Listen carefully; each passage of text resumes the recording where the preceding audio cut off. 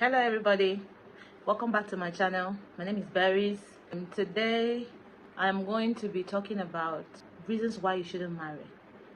Yes, this topic has been on my mind for some time now. It's something that I have experienced personally, so I decided to talk about it on today's video. So when I say reasons you shouldn't get married, I'm not saying don't get married. There are a lot of us that are in marriages for the wrong reasons, and there are still a lot of us who are about to make those mistakes. So I am going to be listing out reasons why you shouldn't get married.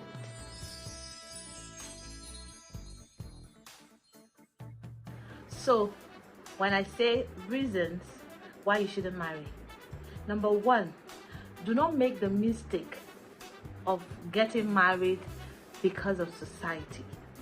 Yes, some of us get married because society wants us to get married.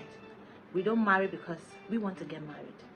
Okay, so you shouldn't get married for society, because you end up being miserable in that marriage. Society will not be inside the house with you when you're finally married to that man. Society will be going on about their business. So you have to make a wise choice. Marriage is a lifetime institution, so you have to be ready. You have to know that this is what you want before you go into it. If not, you're making the biggest mistake of your life. Trust me. Do not marry because society wants you to be married. If you're not ready, you can wait. Or even if you don't want to marry at all, you don't owe anybody anything. It is your choice. So you have to make that choice for yourself first before considering the next person. So choose wisely, okay? Now, another reason why you shouldn't marry is for friends. Don't marry because all your friends are married. I used to have friends who, they were all married. People I know around me, they were all married, and I wasn't. And trust me, I wasn't bothered about it. Even when someone came out and gave me an engagement ring, and as time went on, I wasn't comfortable in that relationship, I called it off immediately. I didn't say that, oh, all my friends are married, if I call off this relationship now, when will I see, or where will I see another man that will want to marry me? No, I did not say that, because I know that if I'm in for it, I'm in for it for a lifetime. It's not a game show. If you want to win, you win. It is not will I win, will I lose? No, it is not a game show. It's a lifetime experience. So you have to be sure of what you want, and don't be pressurized by anybody, be it friends, be it family. Marry for yourself. I always say these things. Marry for yourself, not for any other person. Now, this one is the most important one.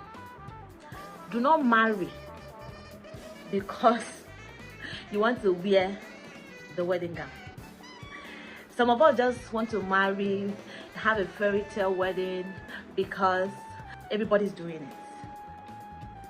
I remember when I wanted to get married, a lot of people were shocked. Some of them even told me, if someone had told me that you have a court marriage, and just have a private reception, we will not believe it. But all my life, that is exactly what I've always wanted. And I remember one of my friends asking me, when I told her I was going to do a court wedding and just have few family members around, and she was like, so you will not wear you will not wear white wedding gown? And I asked her a question. I said, who wedding gown help? All these people that you see that did a fairy tale wedding, and they're all experiencing domestic violence in their different homes, did the wedding gown come through for them? Did that wedding gown save them at the end of the day? No. We have to be intentional. I always use this word, intentional. It's my favorite English word. You have to be intentional about what you want. I always say, don't do a big wedding if you cannot afford it. Don't do it. Have family, friends over, close friends and family members. For me, it's just throwing money away. Yes, it is throwing money away, whether you believe it or not.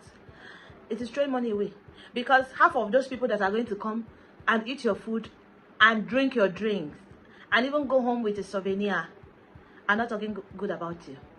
When my sister was getting married, or when my sister got married, there's a girl that I heard, I don't know her, I heard that, you know, in the ceremony she was making some comments that, oh, that the husband is more handsome than the wife. They mentioned her name, I don't even know her, my sister doesn't even know her.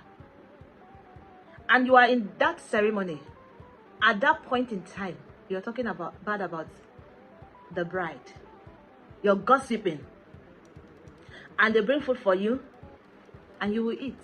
They'll give you drink, you drink. They give you souvenir, you collect. And you know, karma, I heard karma really served her well that day. Because I heard that, I don't know what she was doing, whether she was dragging food or whatever, and she misplaced her gold necklace. And she kept saying, oh, if I had known, I wouldn't have come for this wedding. Well, who invited you? Because none of us did. We don't know you. So guys, this is what I keep saying. Do what makes you happy. You know, because at the end of the day, people are still going to talk. They'll eat your food and they'll still be talking about you inside the reception hall. It's crazy. Some people want to come and see how they did the decoration. Some want to come and see how the quantity of food that is going to be served.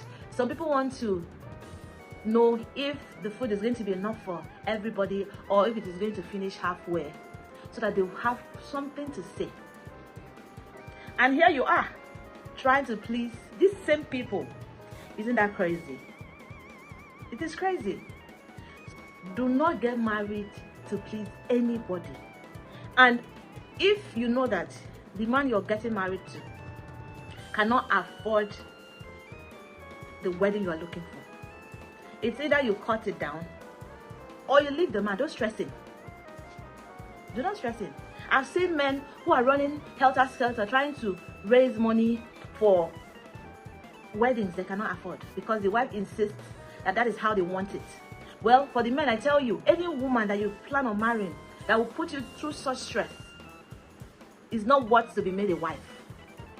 Yeah, because she is supposed to be making life easier for you and not making it difficult. She's supposed to. If at all you guys want to do a wedding, there are wedding vendors that you can get beautiful gowns for 50, 70, 80,000 naira. But your wife wants to wear the one that is 250k for renting. And tomorrow, by the time you finish borrowing money, or your friends will contribute money for you if you're lucky, and you do the wedding, and after the wedding, you'll now start looking for what to eat. And she's the first person that will call you an irresponsible husband. And she'll start quoting Bible for you. That the Bible said a man that cannot take care of his home is what? But she will totally forget that she was the one that pushed for the expensive wedding. She will forget. And if you bring it up, she say, oh, please, that's not an excuse. After all, other people are doing it. Marriage is supposed to be easy. When you pass through the stress of paying heavy dowry, depending on where you're marrying from, having an expensive wedding, it's either you choose one. For me, I don't mind. My dowry was paid in private, and I did a court marriage, and I'm good to go. So if you really insist on having a ceremony, it's either you do one, if you know your husband cannot afford it, or you yourself cannot afford it, because some of us women, we are not contributing a dime, and we want the man to do heaven and earth. We want to wear the latest shoe, we want to carry the latest purse, we want the most expensive hair vendor to make our hair on our wedding day, and all these things. You're putting the bill on the man. You're not bringing anything. Your family is not bringing anything. And how do you think at the end of the day you're going to survive in that marriage? By the time you finish all these things, hair vendor will go, family members will go, and reality will be right in your face. Right in your face. Now, you will start wondering, because who will you ask for money? Because you already showed them. You've showed them now that you're a rich kid. I had a fairy tale wedding. So who are you going to go and ask for money? Because by the time you start asking me for money, they say, this one. Who asked her to do big wedding if she knows she did not have the money to do it? And like I was saying, these people that will come to your ceremony, when they dish small food for them, they'll say, what kind of small food is this? If she knows that she don't have money to pay for the caterer to give people enough, why did she do the wedding? They'll be eating the food and they're still bashing you. We need to open our eyes and know that society of today, nobody cares about you. You're the one killing yourself, thinking they are looking at you. They are not looking at you. You're the one seeking validation up and down. They don't care. So at the end of the day, whether you please them, they will talk. You displease them, they will talk. So what do? My advice is always do what makes you happy. And having a small, intimate marriage made me happy. And I did it. And I knew a lot of people came, oh, you got married, you did not tell me. Oh, I'm not your friend. Oh, this one. No. Not because I don't find you worthy to be part of my ceremony. It's just reality. I wanted to have a small and intimate celebration. And I did it. Is everybody not happy? Everybody's happy, including me, which is the most important person here. And my husband. We are happy. So guys, when you're about to get married and you're writing down your budgets, your expenses, ask yourself again, can I afford this and still have enough money to maintain me and my husband after this celebration? Then if you can answer that question is yes, then you can go ahead. But if it is no, my sister, my brother, retrace your steps.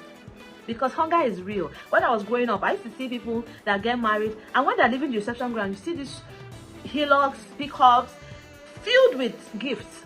Sometimes they'll go and come back 2 to 3 times just to find the gifts that people bring. But nowadays, people go to weddings empty-handed and also demand so much from you.